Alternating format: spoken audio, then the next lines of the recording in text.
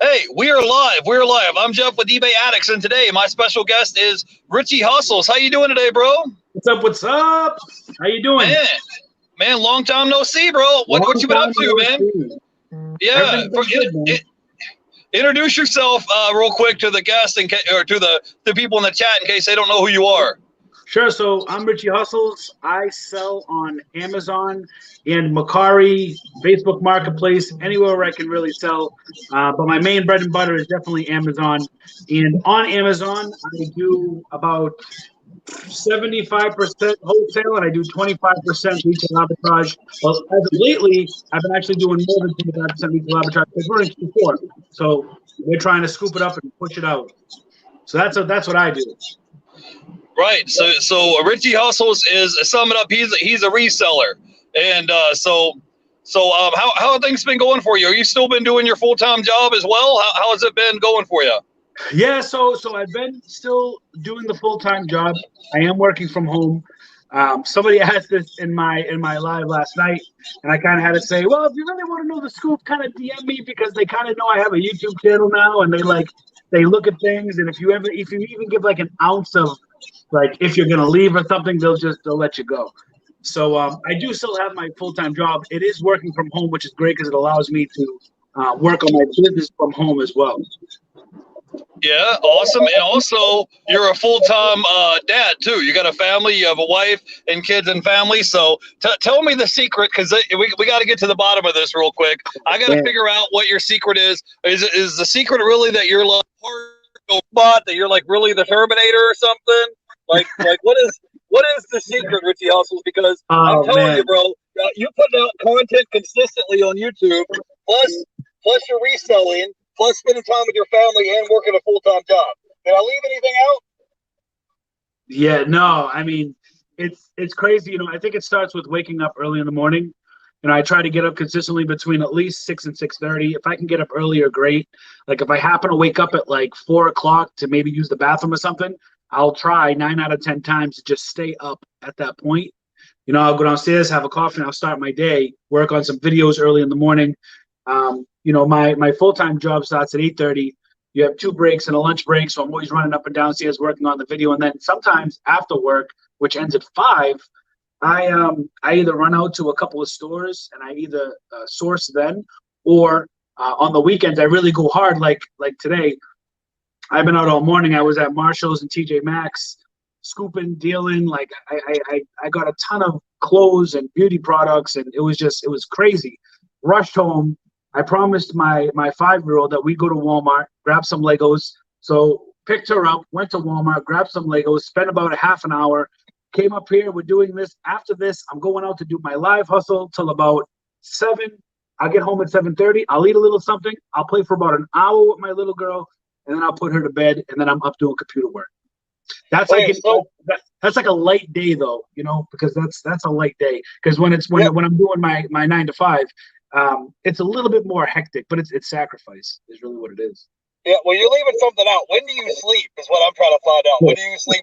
You like, that's what I want to know. Like, tell me the secret. You sleep more than 4 hours a day or no? So I'll tell you this. So my daughter ended up going to bed late. Usually she's in bed by 8:39. I put my oldest one to sleep, and my wife puts our youngest one, who's 1, to sleep. We kind of share that responsibility. And last night she went to bed a little later because they were out at the grandparents' house and stuff. And she went to bed at 10. And at 10:30, I remember being on my phone and I passed out.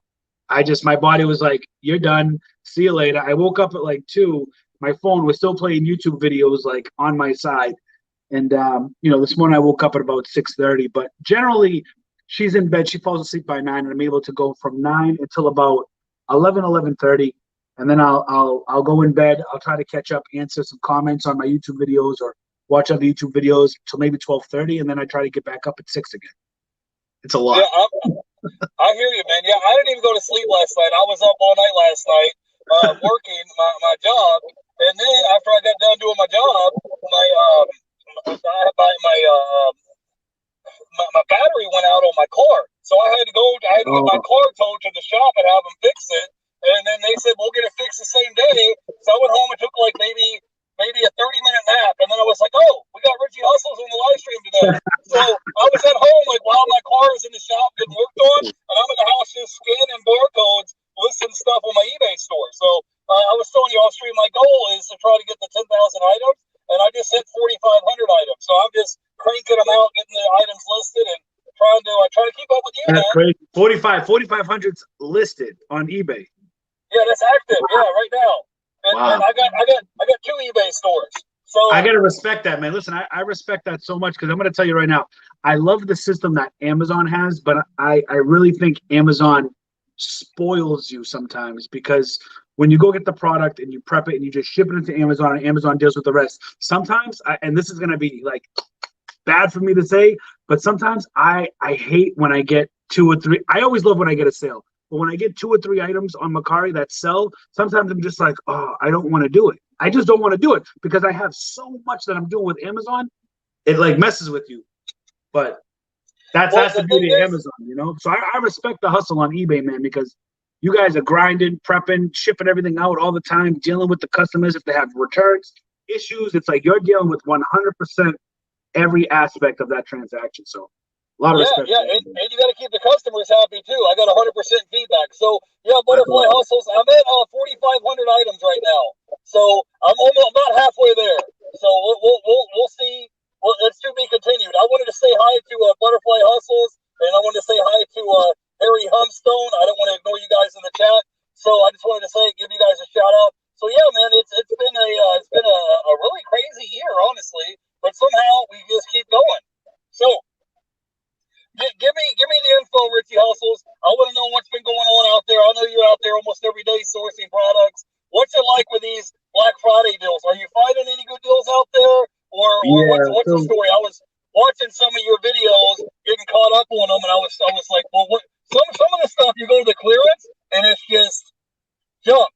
Sometimes you find a couple of winners in there. So how has it been for the Black Friday deals? Is there anything that we should look out for? Yeah, I mean, so the Black Friday deals have been actually pretty decent for the most part. I've been blowing out of like the magic bullets that are those portable blenders that are there. They had them for $15. They were selling anywhere between $38 and $48 in that range. So if it's sold at like $38, you're making about $5, $6 profit. If it's sold at $48, now you're making about, $13, $14 profit on those. They really fluctuate, and Amazon's been hopping on the listing up and down. At the time that I sourced them on that live that I did, I think it was maybe 2 weeks ago, Amazon was nowhere to be found on that listing. Now Amazon's on that listing. And, it was funny because I was thinking about the way things are transitioning. Like, for instance, today, when I was in TJ Maxx and Marshalls, it was all about hair tools, beauty products, and clothing. So like Under Armour, Columbia, Spider, those kind of brands, outdoor active brands. I've just been piling up a ton of that. And it's weird because, if I rewind to the beginning of the year, I was all toys, collectibles, all these home products. And then, the Rona hit.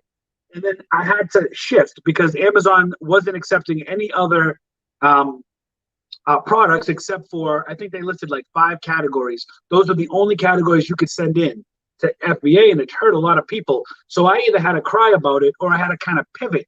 So man, I picked up 2 distributors, and I was selling cleaning products, health, household, beauty, all this stuff, because that's what America needed at the time, right? So like I had to adjust. I didn't like selling them, but I had to if I was going to stay afloat.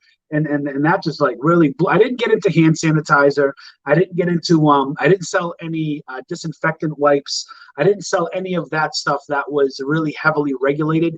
But at the time, they had like shower cleaners, they had bathroom foamers, not necessarily disinfectant sprays, but antibacterial sprays toward the end.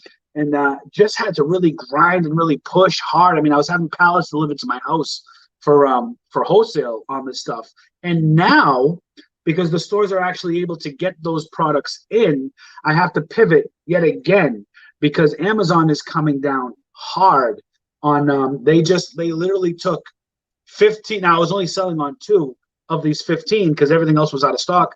They literally took 15 of my SKUs and took them off the site and said, you can't sell this. And I'm like, why? And then I'll give you an explanation. I am just disputing two of them though, because two of them were almost like my bread and butter. But this goes back to pivoting. And, I could either cry about it and whine about it and say, oh, this sucks. You know what? This is why I don't sell on Amazon. I'm going to do something else. No, I have to pivot. So what's the next thing I know about? Clothing brands, beauty, hair tools, and all this other stuff. So you just got to go in like Flynn on that and just like crush it. So it's a little crazy right now in Amazon land. I don't know if anybody else is having that issue with with Amazon taking down the SKUs, saying that you can't sell these, or maybe marking them as pesticides, which I'm approved to sell anyways. But it's just been a crazy ride, and just pivoting from selling this to selling this. It's been wild. So, Richie Hustles, I got a question for you. I watched one of your YouTube videos recently, and I think you were at like a TJ Maxx, or you had a store, and you were talking about how the store was raising their prices. So you're talking about pivoting from one place to Big another. time. How are you able to adjust when you go to some of these retail stores and they're jacking up the prices? Because in my world, in eBay world, that happens to us all the time. We go to a thrift store and maybe a pair of blue jeans used to be $2 and now it's $6. You know what I'm saying? And the merchandise you used to get, like for example, I sell a lot of media. So maybe I would go to the pawn shop and buy a DVD for 50 cents and sell it on eBay for $20. Because you got a 40x on your money. But if you go into these places, at any time they can snap their fingers and raise the price of the products up, and you just got to kind of pivot and adjust. So how are you adjusting your business model with companies raising their prices?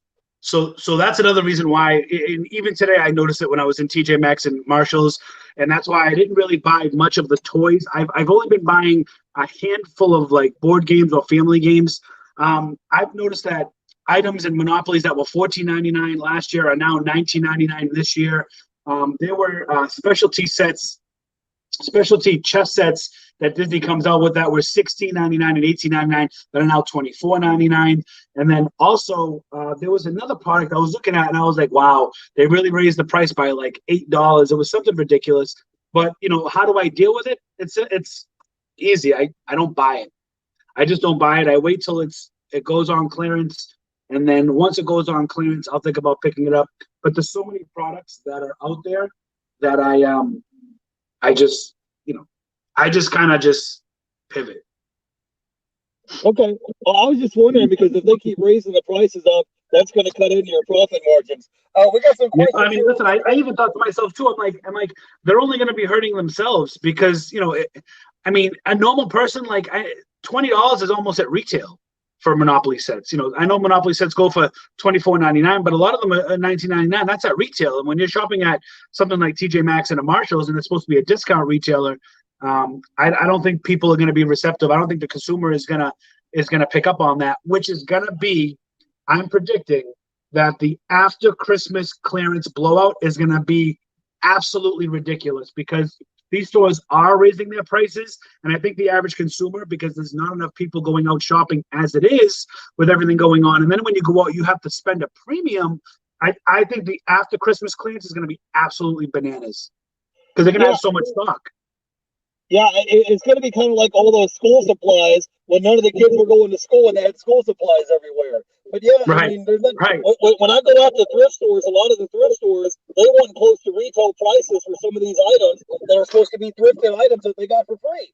And so you're like, okay, I know you guys have no money into it. I know all your workers are volunteers. So what are we covering? The light bill, the water bill? Like, why do you need to charge retail prices at a thrift store for items that you have got given to you for free?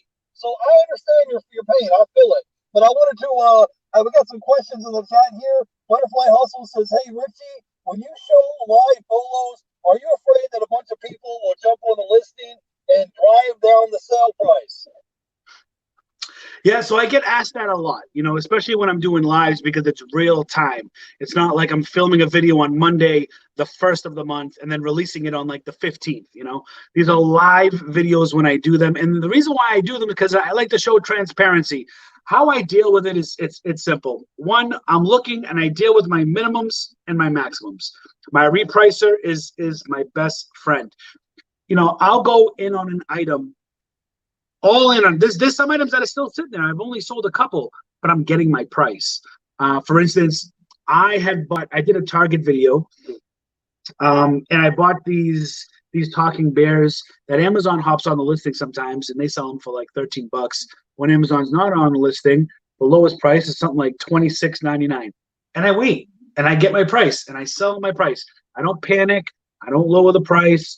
And a lot of it comes with experience too, because you have to know certain brands, certain type of items are going to sell all the time. I mean, a great example is right now the Tickle Me Elmo is down under $40. It might even be at $35.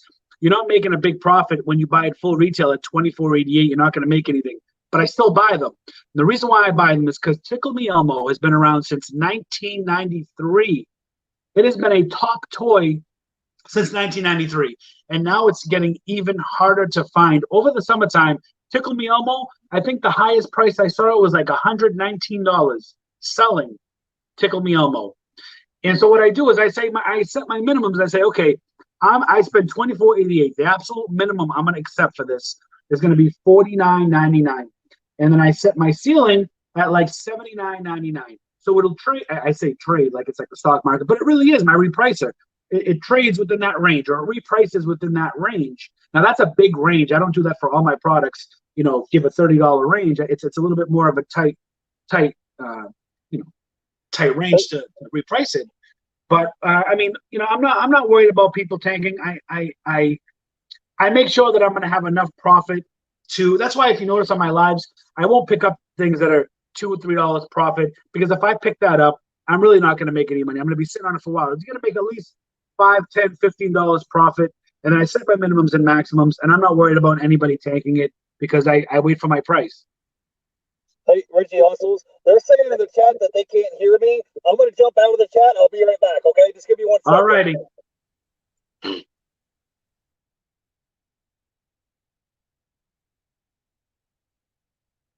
What's up, everybody? Welcome back to the eBay Addicts Hustle.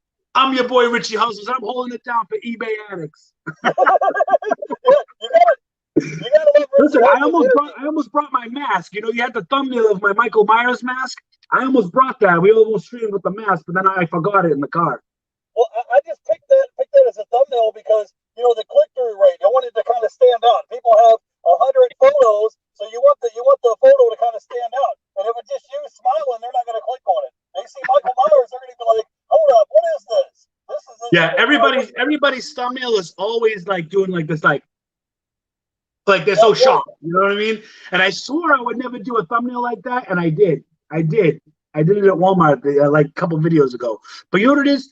It's not that I can't hear you. It's just that you sound a little underwater, like something's blocking the speaker. Okay, well go ahead. I'm gonna reboot my phone. I'll be back. All righty. Go ahead and answer the questions in the chat. I'll be back. Okay. All right, we're holding it down now. Let's see. So in the chat, can't hear you very well, Jeff. All right, Jeff's gonna try to fix that.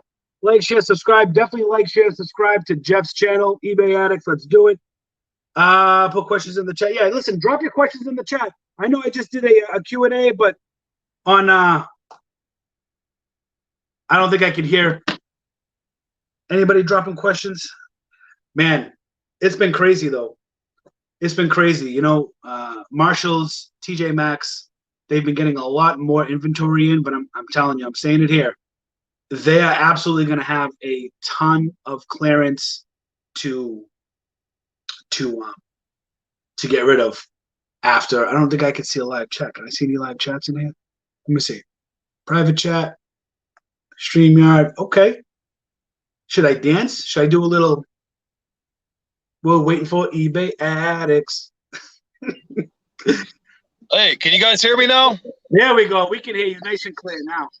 Okay, cool. So now, Richie Hustles, this is the question I've been meaning to ask you. You don't have to give us the total information, but I saw one of your videos, and I swear you had to kind of like edited it out of the video, and I know that you got a trick up your sleeve. You've been doing these replenishable items. Tell the people about these replenishable items. Tell us what's going on, because I've been working on doing some replenishable items as well. I've been going to the Dollar Tree and looking, because I've got $5 trees within 10 minutes of my house, and one of them is directly across the street. So what I've been doing every week, I've been going there with $10, $20, looking for items that I can buy pay $1 for and sell them on eBay for 10, 15, 20 bucks, because once the items sell, they sell over and over and over again. And like I said, I have a Dollar Tree right across the street from my house.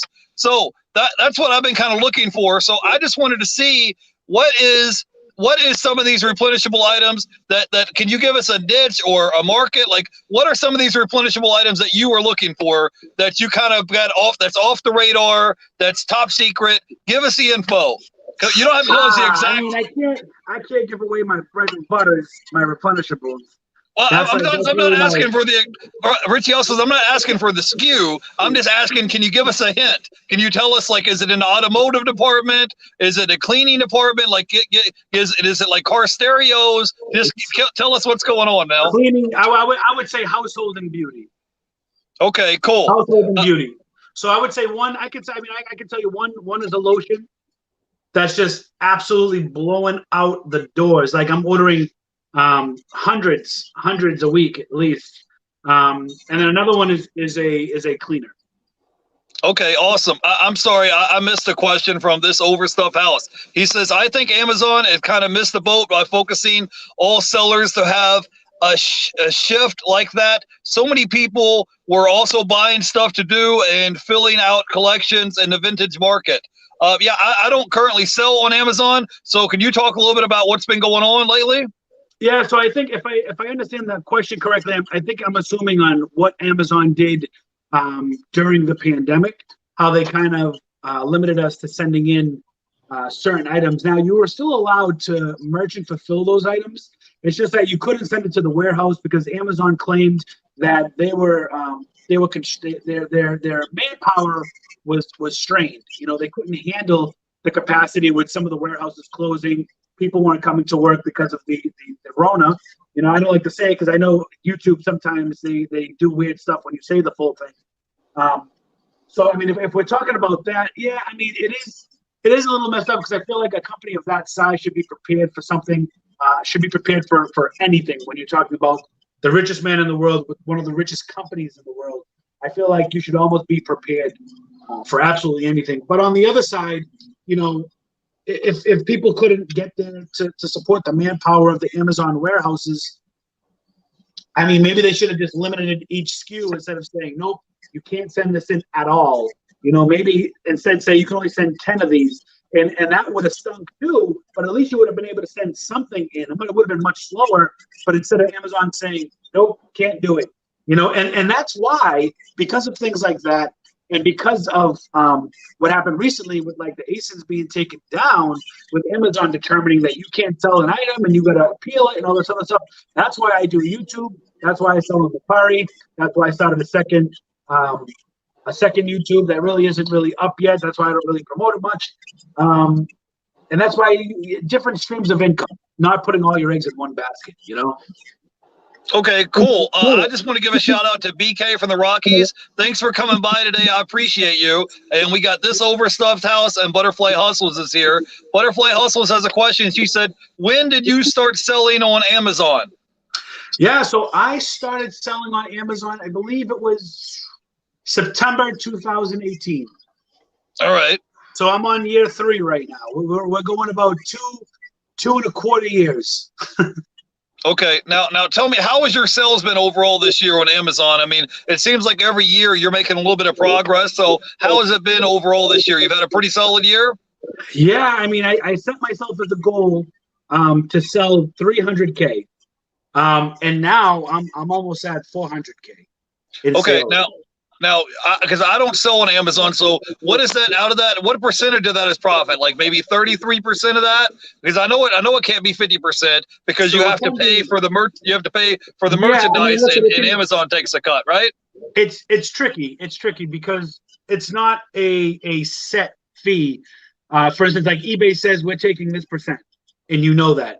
Amazon's very different structured. Amazon takes a percentage, but they also have their pick and pack fees. And all that stuff. But if you're selling if you're picking up something for $10, you're selling it for $80, you know, and you're making $55 profit, that's going to be a lot different than buying something for 10, selling it for 25 and making $4 profit, right? So each ROI is different. So it's hard to say, you know, you're making, you know, this profit, you're making that profit. I mean, I'm definitely making more than my full-time job. Yeah, But and then you have. Go ahead. I was going to say you have storage fees as well to store the stuff in the warehouse. if you keep it there long enough, yes. You have two different types. You have short-term and long-term. Now, they did do away, I believe, with I think they did away with the short-term, and they're only doing the long-term, which comes once a year, and they actually give you an opportunity to clean out any dead inventory that you might get charged. And so and they do it free of charge. Normally, in the past, it was about 50 cents per item to have Amazon ship that back for you. And of course, you pick up the shipping for them to ship it back to you, but it's heavily subsidized because Amazon does crazy amount of business with UPS and whatnot. But they do give you that opportunity at least free of charge to get rid of dead inventory once, sometimes like this year it was twice a year. They actually did it twice. So you could clean up a little bit. All right, so I got a 2-part question for you, Richie Hustles. How are you dealing with fourth quarter and dealing with all this craziness that's going on with this pandemic? And what is your plan for 2021? Give us the info. Yeah, so Q4 was going absolutely bananas, but since Amazon cut down those 2 bread and butter SKUs, my sales have kind of been down a little bit. Right now, I'm down about 16% from last year, but I believe I can make that up. And so, I'm sorry, down 16% from last month. Last year, I'm up since last year, big. But last month, I'm down 16%, and last month was my biggest month that I've ever had on the platform, ever. So I think I can make up that 16% by what I'm doing, pivoting, right? Because if I'm telling you this, I can't tell you the amount of people I come across that end up in my DMs or messages that are saying, hey, Amazon did this. I don't know what to do. What do I do? I was selling this, and now I can't. And it's like, yeah, it stinks, man. You know what I mean? Because when you have your bread and butter and you're selling something hand over foot, it's one of your replenishables, and you're just like killing it. You can't dwell on it because it's happened to me when I first started. You know, you end up in this like vortex.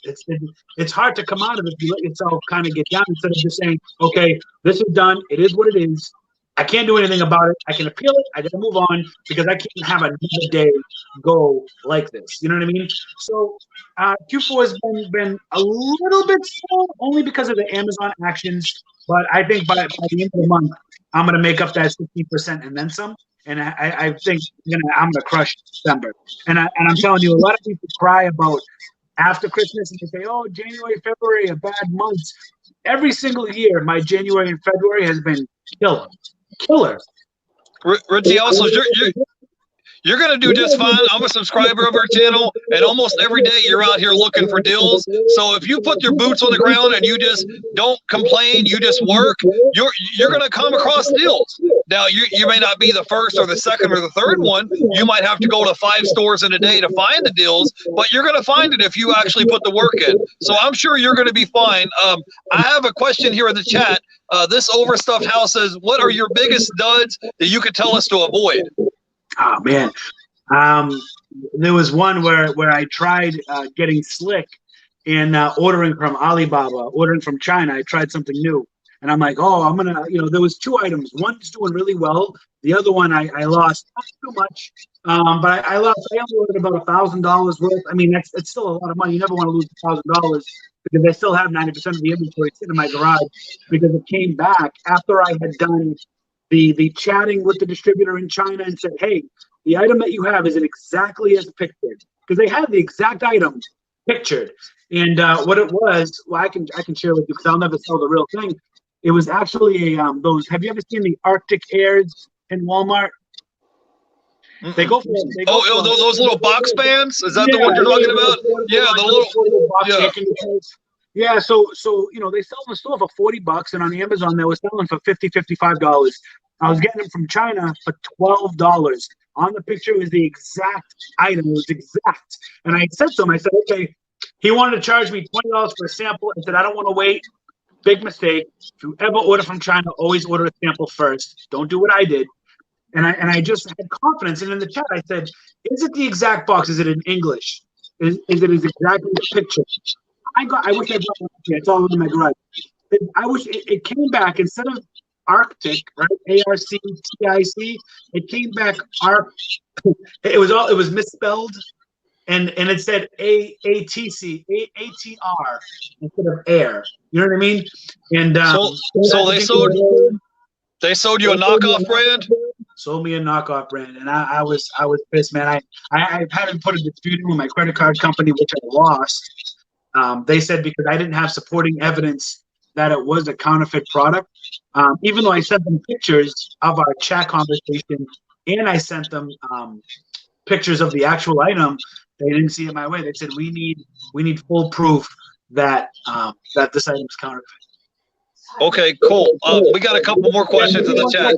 Hold on 1 second. Go ahead. Oh, sorry. My wife. I have my wife's keys.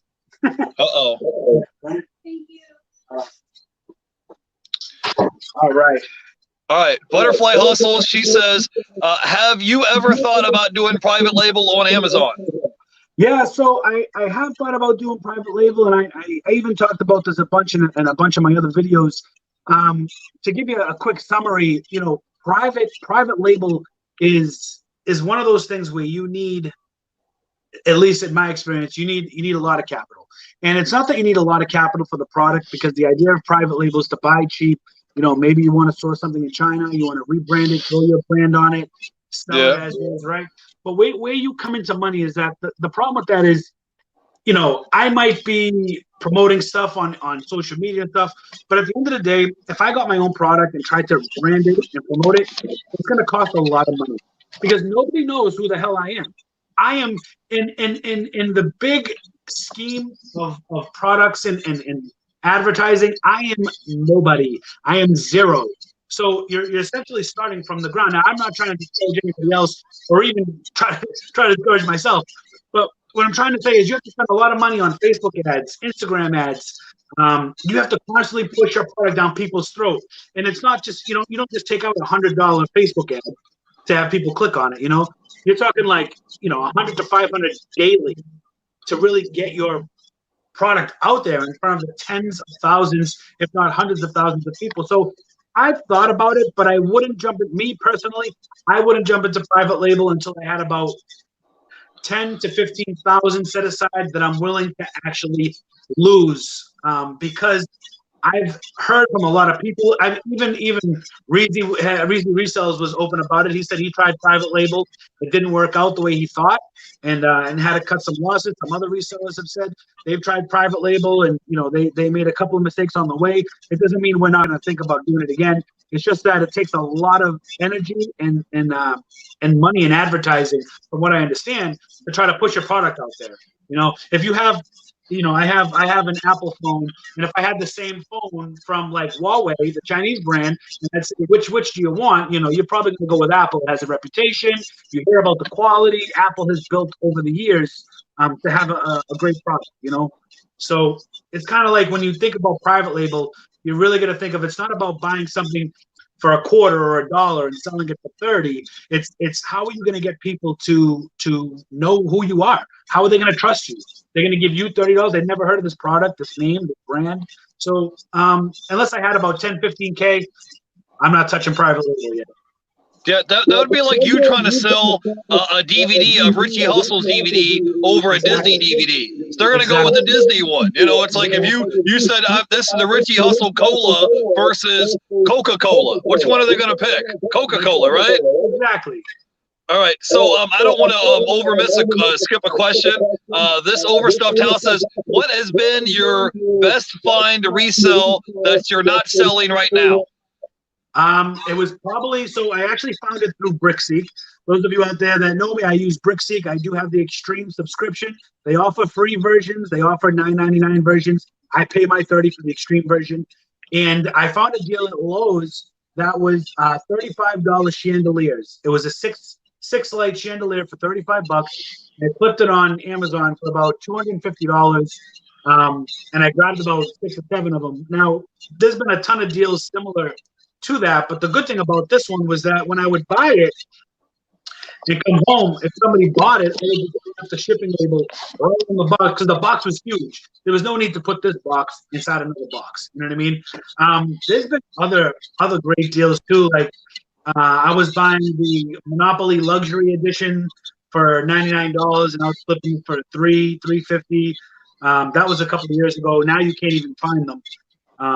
Tickle Me Elmos were always great at $12.99 when I was first buying them, and I was selling them for $40, $50. That was a great flip.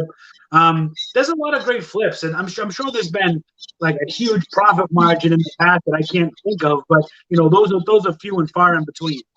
Okay. I think what I'm more concerned with consistency now, like you said, like replenishables. That's where I'm finding them. Okay, Richie Hustles. So I want to get into the meat and potatoes of the live stream now.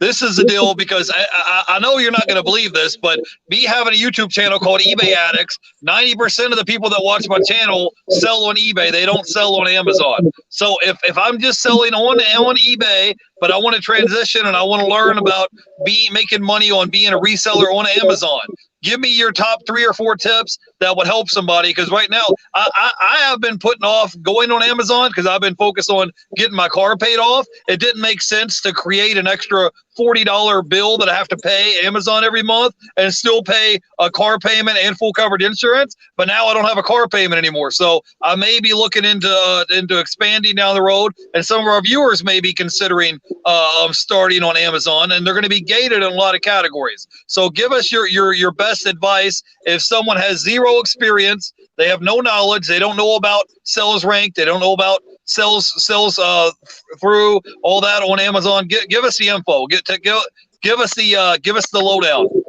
Yeah, so you know, if you're comparing eBay to Amazon, right, you can sell similar. If you're an eBay seller or if you're selling on any other marketplace that's similar to eBay, you can sell on Amazon and you do not have to necessarily pay the $40 a month fee. You can do an individual account, which is no charge, but Amazon will give you like a 99-cent surcharge per item up to 40 items. So you could sell.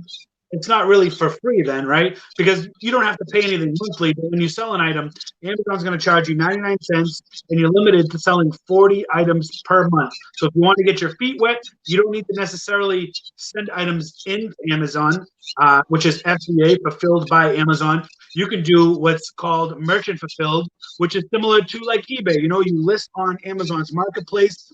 The customer will buy it. You're responsible for prepping, packing, shipping that item, just like eBay would be. You know, you're responsible for returns or disputing returns, just like on eBay, except you're using the Amazon marketplace. Now, it gets a little finicky because not everything on Amazon is created equal. Amazon sells, you know, millions and billions of products on their platform. And, you know, you mentioned sales rank. And if I'm new and I don't know much about sales rank, what I want to do is I want to do just a little bit of homework, maybe watch a couple of videos on Keepa. There is a website called Keepa.com, which basically tracks the analytics and data of products being sold on Amazon. You're able to see virtually on a scale, on a graph, on a chart, how often something sells, what something sells for, the average, how many per month on average a certain item sells for. There are different things like that. Now, if you're a beginner and you say, yeah, I don't want to deal with all that, I just want to sell on Amazon, you know, you might be gated in a lot of products, like you said. You're not just going to be able to sell Mattel, Hasbro, and Perry's. No, Amazon, you need to build trust with Amazon. So now how I did it was I sold a bunch of books, and it's not luxurious. It stinks to be in those libraries. Books are dusty, dirty, nasty, sticky stuff on them. You got to clean them sometimes. It's just a pain in the butt. But it allowed me to sell a lot of items, and I wasn't making a lot of profit because you're selling used books. And 9 out of 10 times, you're just going to find you're not going to make much. But if you just sell a lot and show Amazon, hey, you know what? You might sell on eBay, keep selling on eBay, but try Amazon out. Send in, go out, download the Amazon seller app, watch a couple YouTube videos, learn about the functions of the Amazon seller app, and learn about sales rank and Keepa. Those 3 things you need to know. on Amazon. If you're going to be serious on Amazon, no matter which way you go, individual or professional, you don't want to lose money. You know, you're in this business to make money and to provide. So you want to make sure you do a little bit of homework before you jump into anything. I wouldn't sell on eBay unless I was scanning items on my eBay app and checking the sold listings. So checking the sold listings is almost like comparing it to Keepa and seeing what those sold for. You're just using a different website to do that for Amazon. You know? Okay. Yeah, I was going to say, like, when you're new on eBay, you kind of want to focus on getting positive feedback and positive reviews. Is it similar to Amazon as well? Because you're creating a new store from ground zero, right? Yep. So customer feedback definitely plays in effect with you winning what's called the buy box. So Amazon over this year changed their algorithm, and usually it was the best deal automatically most likely got the buy box. You are the lowest price, you're most likely going to sell your product. Now, even if you have the lowest price, somebody might be $1 higher than you, but their feedback is 99%, and you might be 92%. That seller, a lot of times, will win the buy box, even though they're $1 higher than you, because Amazon feels they can trust you better in your products because you have better buyer feedback. So they've been taking buyer feedback into effect more and more, especially this year with the change of the algorithm selling on Amazon. Okay, now I wanted to catch some people in the chat real quick. I wanted to say hi to Leroy, Blood, Sweat, and Cell is here.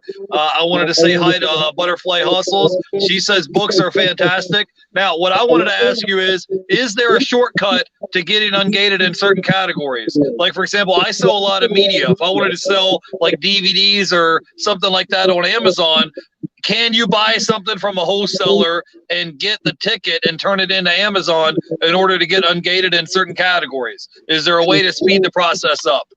Yep. So if you're able to do a little bit of homework and Google certain distributors for certain brands, items or categories that you want to sell in, you can get an account with a distributor. It just takes a quick Google search. It's easier than you think. And once you've set up that account with them, you need to have at least 10 of the same SKU in order to be considered, in order to apply to get ungated. And what you need is what's called the invoice. So you need the invoice of what you bought. So for instance, I'm already ungated in Barbie. Say I wanted to sell Barbies and I was gated. Well, I would find a distributor that sells Barbie, and I would order at least 10 of the same item, at least 10. And then once I get that order, I now have a sales invoice which details everything that I bought. I would then go onto my app, on the Amazon seller app. I would scan the item that I want to sell. It would come up restricted. You hit request, and then it's going to come up two different things. One, it's called auto ungated, where Amazon doesn't require anything. It says, yes, they're approved. But in this case, they want an invoice. So you're able to do that right on your phone. You can snap the picture with your phone of the invoice you just received from the distributor. You take a picture of that. You put your info in. You hit submit. In usually less than 24 hours, you get an answer. But the Amazon will approve you to sell that. Now, 9 out of 10 to actually, even 9.99% of the times, you'll get approved as long as your invoice is legitimate and you meet the requirements of the quantity to sell. The only time I had issues with an invoice is when I was trying to be ungated in DVD. I ordered like 50 DVDs because it was a great seller, and I said I'm gonna get ungated in DVDs. I know it. I sent them the invoice and I requested it like 2 or 3 times. I got declined. I'm like, what is going on here? My sales metrics are good. Everything's good. So then I had to escalate it, and I guess there was some glitch, and I eventually got approved like 2 months later. But, sometimes you have to submit and sometimes you have to resubmit. For Transformers, I had to resubmit at least 3 times before I was actually approved with an invoice. So, nothing's perfect. Amazon has a lot of bots that look over things. A lot of times humans don't look at it. These things are scanned. But they will they will look over invoices. And sometimes they'll actually reach out to the distributor to make sure that it is a legitimate one. You don't want to get your account suspended. Okay, Richie, now give me your top 3 tips. If I want to be a pro Amazon seller, I want to sign up and get the pro merchant account. Give me your top 3 tips because you've been doing this for about 3 years now, right? 2.5. Give me your top 3 tips for somebody if they want to be a seller on Amazon. Give me your top 3 tips. Scan everything is the first and foremost. Items that you never even thought or that you think are the dumbest things will sometimes surprise you. Scan everything. And I know people say that, and people say, oh, I do scan everything. No, you don't. No, you don't. Scan everything. Spend 2-3 hours in a store and scan literally everything. That's number one. You have to, because that's going to give you experience. Number two, you definitely need, if you are going to go professional, you definitely need the analytics and the data to help you make your decision for purchasing. You don't want to purchase blindly. You definitely want to take a test as an open book test, right? So you definitely want to join keeper.com if you're going to become serious about Amazon, because you want to run your ASINs or your UPCs through keeper.com. So you can analyze the data. And it's pretty self-explanatory, but they have videos you can do on this as well. And then number 3, sell what you like. You know, even if you can't sell it, like you want to sell. You know what I mean? Don't just say you want to sell on Amazon because your end goal is because you want to be this, you know, multimillionaire guru driving a Lamborghini, making a YouTube commercial or something about how you did it. Like I absolutely love selling on Amazon. Like I couldn't see myself doing anything else. I love it, and I love YouTube. I love documenting it. So love what you do. And love the items that you buy. Be passionate about it. If you're not passionate, if you find yourself complaining more than praising, it's not for you. You're not going to last. Yeah, well, reselling isn't for everybody. That's the truth. So I wanted to catch Butterfly Hustle. She has a question. She says, Richie, since I am taking a break from Amazon till the 1st of 2021, if I go back to a basic account on Amazon, would I lose my categories, which I got ungated in? It's a good question. I do not know. I don't know. I would assume if you're adjusting from professional to individual, but you're keeping the same information, say if you have a business, like obviously if you have a professional account, if you have an LLC or a sole prop or anything like that, if you're just downgrading the plan but keeping all the information the same, I couldn't imagine losing those privileges, because you're still going to be selling on Amazon, just not as many items as a professional account. So what I would actually do is I would actually reach out to Amazon just to double check and make sure. I don't have a definite answer. I can only assume, but I don't want to steer you in the wrong direction if I'm wrong.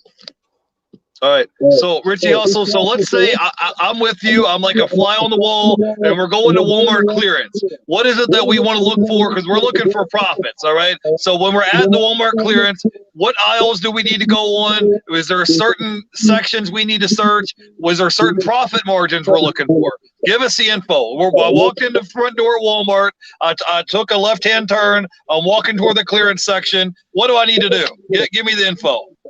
Yeah, lately the clearance has been complete garbage, but on normal circumstances, I always check the clearance aisle first, and basically scanning, like I said, everything and anything. There's never anything I'm really specifically looking for in clearance unless I really studied BrickSeek, and there are certain items that I know are marked down, and I've done my homework beforehand. Then I know at least what I'm looking for, and a lot of times those BrickSeek deals are in the regular aisles as hidden clearance.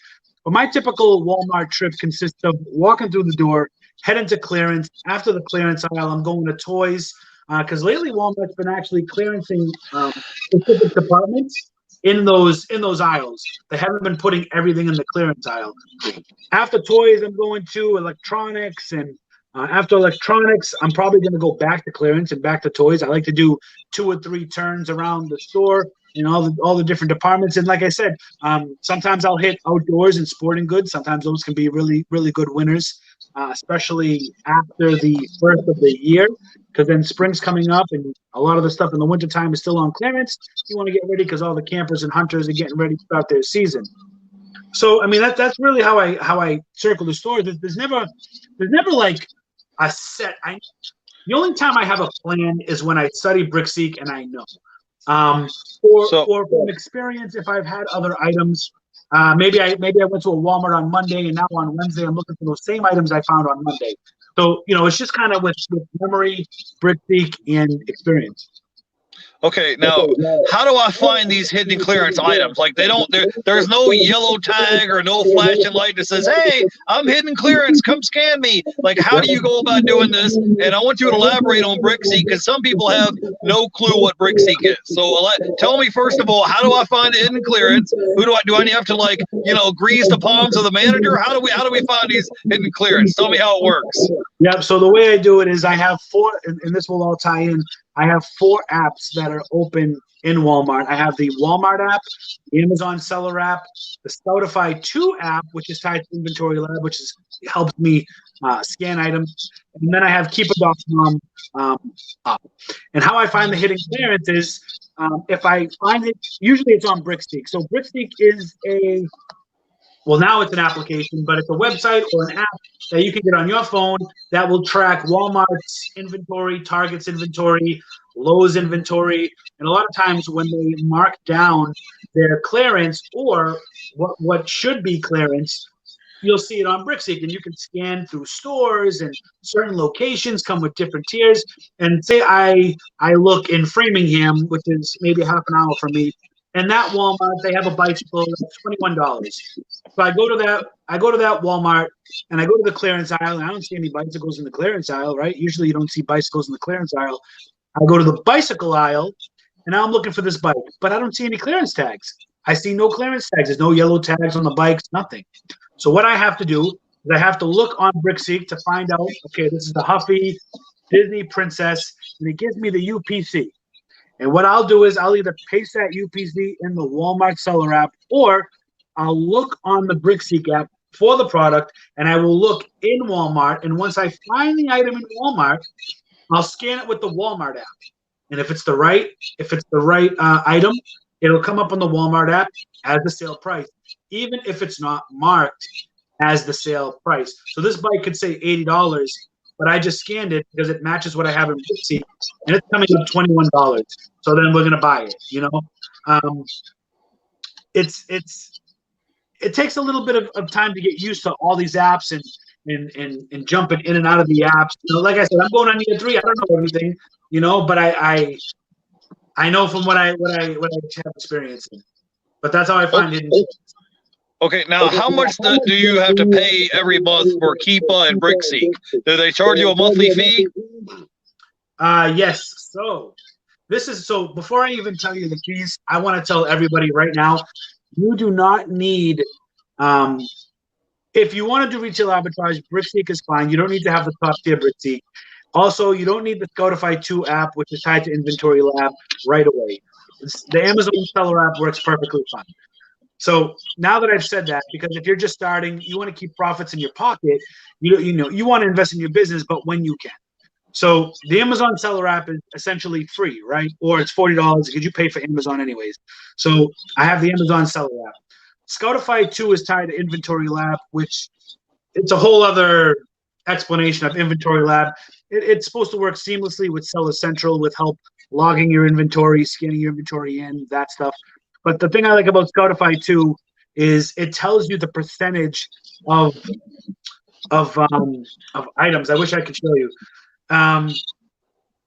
Like if I scan an item on Scoutify 2, it'll say top 1% of 161 million. It's a great product, and it's probably going to sell. And then what I have built into, and that's $50 I pay for that. So I pay $50 a month for Inventory Lab that I don't use, but Scoutify 2 comes complimentary with the subscription to Inventory Lab. So I keep that $50 because I like the app. I like the information that I can find on the app. Keepa is a 17 pounds or 17 euros a month. I think it comes out to be like $20 US a month to have Keepa. And BrickSeek is either $30 or $35 a month. What I would tell you is this: if you're just starting out, you need the Amazon Seller app. That's a given, and spend the $20 on the Keepa, because the Keepa is like an open book test. Okay, got it. Now, I got a question. If I'm first getting started on selling on Amazon, how much time and energy do I need to invest going to sourcing, going looking for retail arbitrage items, and how much money do I need to start off investing? Because we talked before our last live stream, you talked that you were doing DoorDash and Uber Eats to come up with money to start your business. Now, if I don't have a bunch of money to start investing in my business, to start off with Amazon FBA, how much money do I need to get started? How much time and energy and effort is required to make a profit in this business? Yeah, so that's a great question, and I can tell you real quick that working at my 9 to 5, my commute was 4 hours round trip a day. I watched a bunch of videos. I walked into a library that was next door to my work with $8, and I walked in with a $20 bill. I bought a bunch of books for 50 cents each. I spent $8 on these books. I sold them on Amazon. I made almost $50 with these books. I took the $50, flipped it, and so, right? I was just selling books. That's it. Just selling books. Started with $8. The money I got back, I reinvested it back into product and kept flipping it like that until I hit $1,000. Once I hit $1,000, I took $100 of that and I started shopping Walmart clearance while still doing books. And then once I got to about $1,500, I said, "Wow, and I made a ton of mistakes. I remember my first $5,000 when I hit 5,000, and I just went crazy. Like I just started spending. I wasn't focused. I was so happy, and I was like, "Oh my God, I'm gonna buy this, I'm gonna buy that," and I was making stupid decisions. And then I realized, crap, I can't fund this. How am I going to fund this anymore? So then I picked up Uber Eats and DoorDash. I would drive with 2 cell phones simultaneously every single day after work. And I remember getting home for like a year before I really got into my business. I remember getting home, after 8, 9 o'clock at night, not being able to kiss my daughter goodnight. Like there's just a ton of sacrifice that comes with this. But if you want it, it's there. But you have to understand that there is a ton of sacrifice that comes with this. I've missed events because I need to go sourcing because it was in the way of working and stuff like that. And now, almost 3 years later, things have gotten better where I can enjoy a little bit of time, but I'm still grinding. I'm still sacrificing. But until I get to that point where I can just hire a bunch of people to do my work for me and kind of run my business instead of working in my business, I got to grind all day.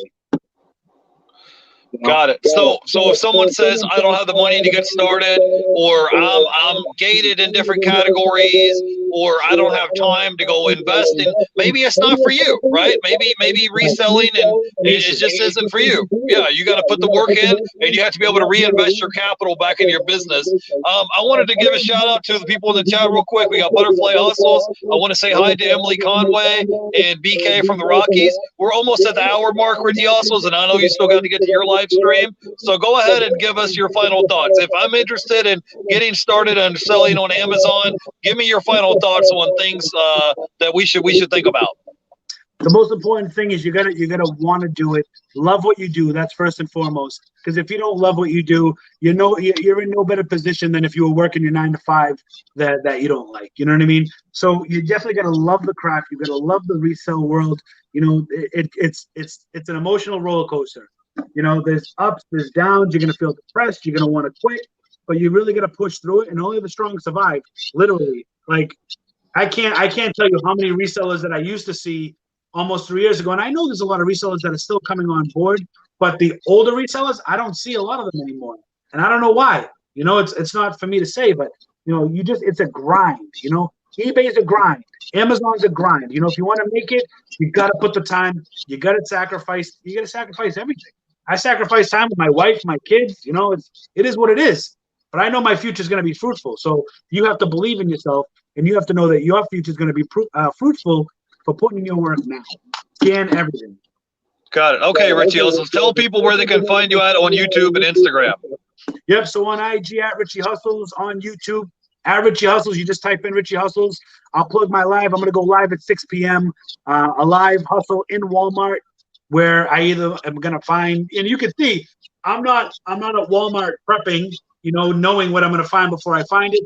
I'm here, and I see the items as you see the items. So we're either going to find nothing, or we're going to find what I like to call dinners. No, we're going for the double cart gang. We're going double carts. I got Richie Hustles. IG is linked in the description, and I'm going to link his YouTube channel down below in the comments section. So I want to thank Michael Myers for taking time out of his day to hang out with us. And Richie Hustles, brother, if I don't see you again between now and Thanksgiving, you have a great Thanksgiving, okay? You have a wonderful Thanksgiving as well, Jeff. Thanks again for having me. Man. I appreciate it. You have a great day. Catch you later.